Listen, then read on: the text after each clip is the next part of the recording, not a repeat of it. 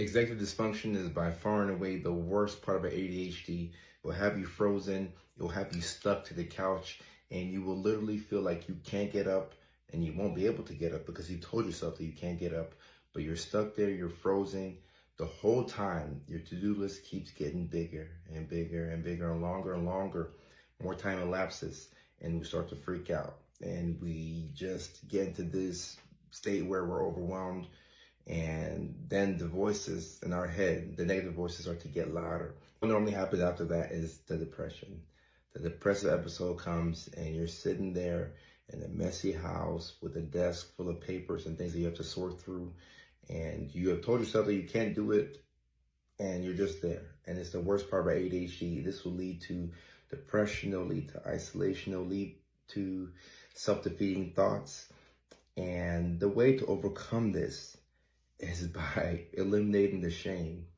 You cannot have shame about having a dirty house. You cannot have shame about being behind on your essential tasks. You cannot have shame about isolating and getting bad grades in school and all the awful things that come with executive dysfunction and the ADHD paralysis. You cannot have shame about it. And the weird thing is that these are shameful things. Like, we tell ourselves that it's shameful to be in a house that's dirty as hell, and you're sitting there and you're not able to move. You're just stuck glued to the seat. It's shameful to have a desk full of things that haven't been addressed. You knew you had to do that paper last week, Friday. You asked for an extension and you still didn't get it done. It's tough living like that. It's very difficult. And we have to find some way, somehow, we have to find a way to psych ourselves into doing. The only thing that is going to relieve the problem here is action. Unfortunately, just sitting there and thinking about it won't help. Saying affirmations is the first step, because that makes you feel better about yourself and it should lead to action. But until we take action, our situation, our circumstances not changed.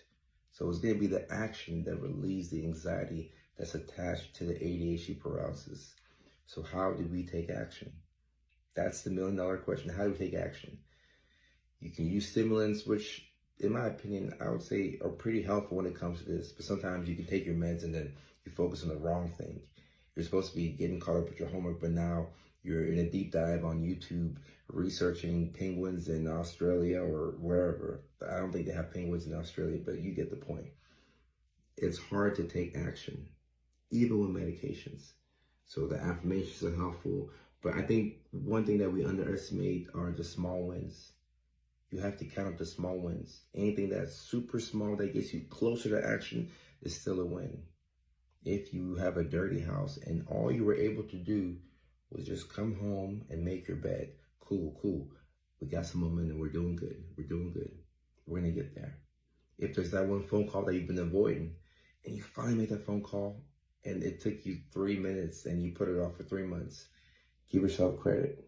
Talking to yourself and saying these positive things about yourself is going to help overrule all the negative things that you told yourself in the past week and a half, in the past 2 weeks that you've been stuck in this funk. So we have to be our own biggest cheerleaders, and eventually we'll get to the action.